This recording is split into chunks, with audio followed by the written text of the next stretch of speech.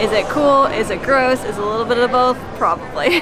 Our names are Mike and Heather. We're traveling the US in our van Appa on a mission to visit all 50 states. Subscribe and join us as we try to figure out this whole van life thing. As always, thanks for watching. Good morning from Seattle, Washington. We drove the last little bit of Highway 101 to get over to the Seattle area, and we have come into the city, which is super exciting for me. This has been one of the cities that I've always wanted to come to in the United States, so to actually be here is just amazing. Throughout our journey so far, we've kind of skirted the cities a little bit, thinking that we could always go back and make those a separate trip, but Seattle was absolutely one of those cities that we couldn't pass because Mike's obsession with the Seattle Seahawks.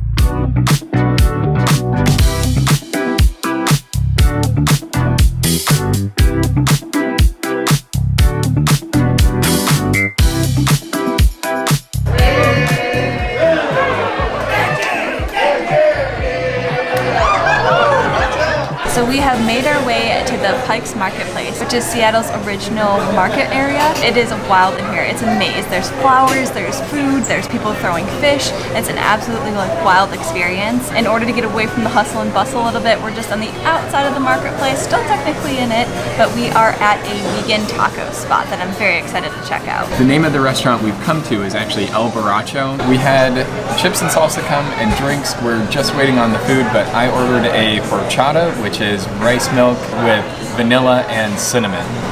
That's really good. Let's give it a try. Whoa, I was not expecting all that.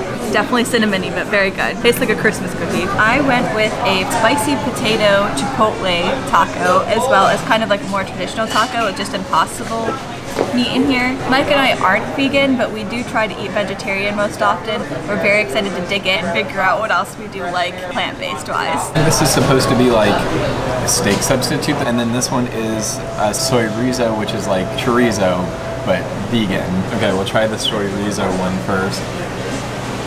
That one's really good. It has like a little bit of a spice because the chorizo usually is like slightly spicy sausage. Good? Mm-hmm. Now we're gonna dig in and you don't need to see that. It smells like candy down here. It's actually super disgusting.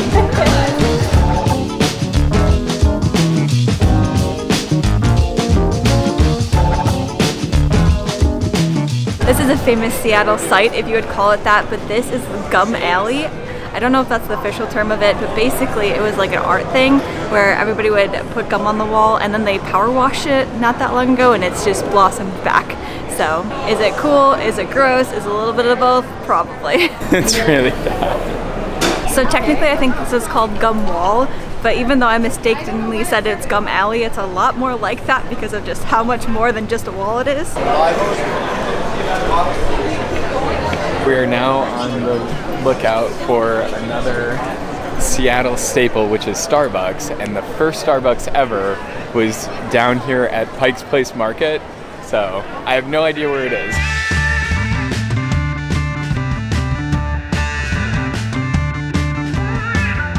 We are standing in line for the first Starbucks ever. We figured we're in Seattle, we should at least get a drink here. We've gone to Starbucks more frequently in the last year or so as we've been enjoying cafes and Wi-Fi and stuff like that. So we thought it would be cool to stop at the first Starbucks ever. They had a exclusive Pike Place Market espresso. So I got that in an Americano and we'll try it and see how it is. It has a little bit more of a bitter taste, but it is good. You're not gonna like it at all.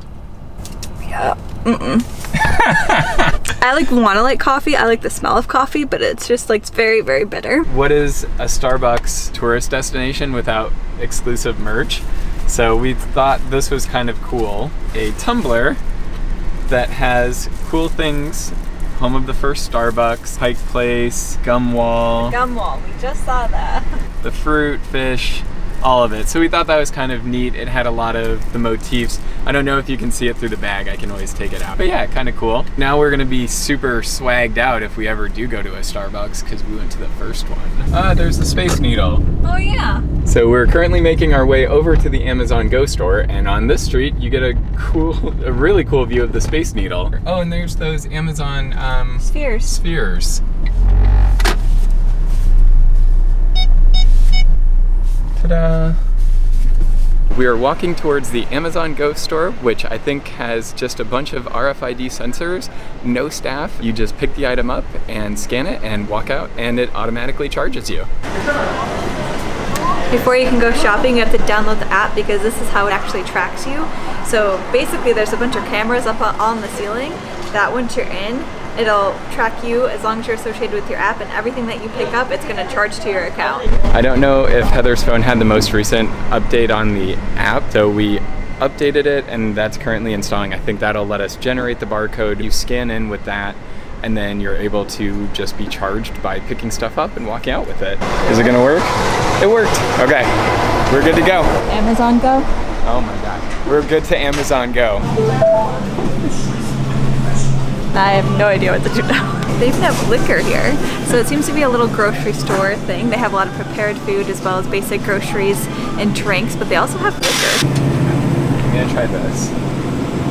Okay, so we each picked up a drink. And we'll see how this goes. They even have more food over here. They got buffalo chicken wraps. There's your Twizzlers.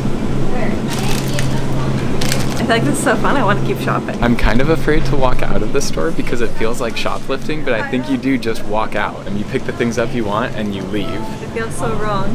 We've seen people test this by picking up different things, putting them back, and putting them in different locations. I don't know if we're that brave. We'll probably just walk out. Okay.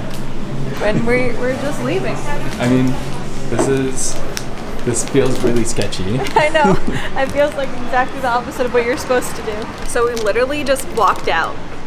I don't know, it just like inherently feels like you did something wrong. It's cool. I think that that's actually really neat, and I liked that experience a lot. That's pretty cool. Right around the corner from the Amazon Go store where we got our loot, there is the Amazon Sphere. So this is where Amazon workers work in these little spheres, I guess. It's to promote employee happiness. There's even lush gardens in there. But my theory is you can see inside, you can even see the people working. So maybe that's the whole motivation behind it, that they're always being watched, but that's probably a little bit cynical of me. It is pretty cool to be able just to sit here, watch people work. If you look hard enough, you even see the beautiful gardens in there. And there's a dog park. What do you think, Mike? Was it designed to make their employees happy or to watch them?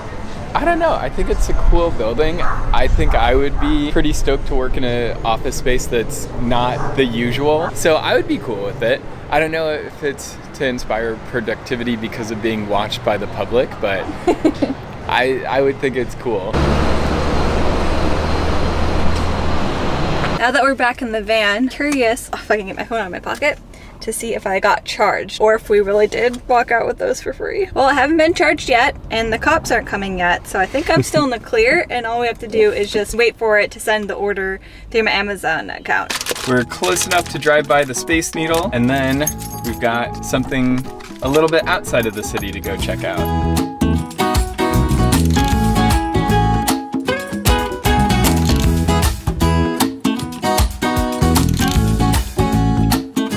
And that's about as close as we're gonna get to it because tickets are about $60 a person. So we're gonna pass on that today. Maybe one day we'll come back to Seattle with a little bit more money and can enjoy it, but it's still a pretty cool sight just from down here. We have come up the hill from downtown where we were to get a view of the city from Kerry Park. I caught a glimpse of it. I tried not to spoil it too much for myself, but I'm pretty sure it's amazing. That's a good view. There's the stadium out there. Kerry Park is supposed to have the most iconic views of the Seattle skyline. You can see the Space Needle right in the middle of the city. Elliott Bay is off to the right-hand side on the west, and you should even be able to see Mount Rainier in the background. I don't think it's clear enough to see today, but it should be right there. I don't think you can beat this view. This is really, really amazing.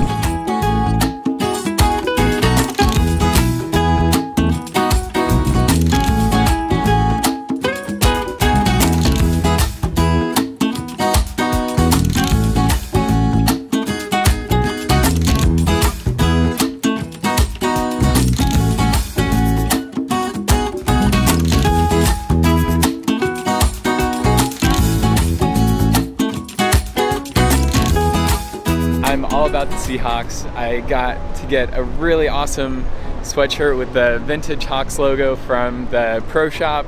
Got to actually see the field. This is just so amazing. It's a little too hot for a sweatshirt, so I might have to take this off. So the Seahawks were playing the Pittsburgh Steelers in the Super Bowl, and my uncle had brought team hats to the Super Bowl watch party that we were doing, and there were 2 Steelers hats and 1 Seahawks hat, and I thought the Seahawks hat and logo was cooler and the colors were cooler. So I've been a fan since then, good and bad and all that, and got to see them win a Super Bowl. That was so much fun. Got to see them play Buffalo in Toronto during that whole Bills-Toronto series thing that they were doing. Can't really knock the Seahawks, even though they're not supposed to be good this year, because we live and we're from Buffalo, and Buffalo fans can't say anything.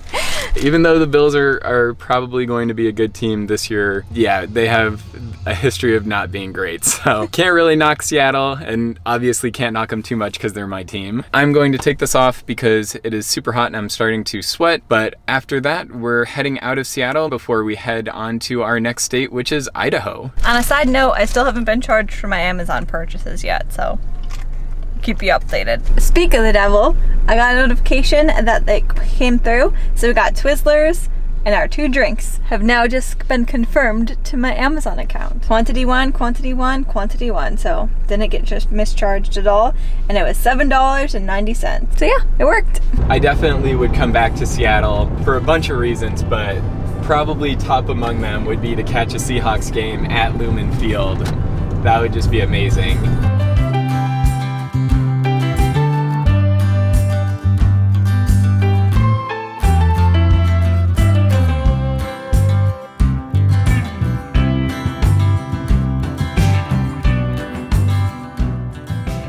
Yesterday we left Seattle and continued driving towards Idaho, which is our 27th state? 28. 28th state. So we are now officially in our 28th state. We absolutely love Seattle. We kept talking about it the entire way to our 28th state about how much we want to go back. We ended up driving pretty deep into the night and crossed the border this morning into Idaho after a stop last night at a Planet Fitness for a shower. So we are starting a new state. We feel good and refreshed and are ready to have some adventures here in Idaho. As we got closer to the Idaho border, the scenery started changing. We started getting these really cool rolling hills. We even saw a plane that was crop dusting like right over us. It kept zigzagging as we were driving, so very excited to see what Idaho has in store. But we are officially closing the chapter on the Pacific Northwest and the Pacific Highway. We are having a fantastic time so far exploring the country, and we've got a lot more exploring to do as we head now into the middle of the country for some new adventures. Yeah. So we're definitely excited to earn that next sticker on our map in the back of Appa, and we're gonna get to it. So we will see you in Idaho as we start this leg of our adventure.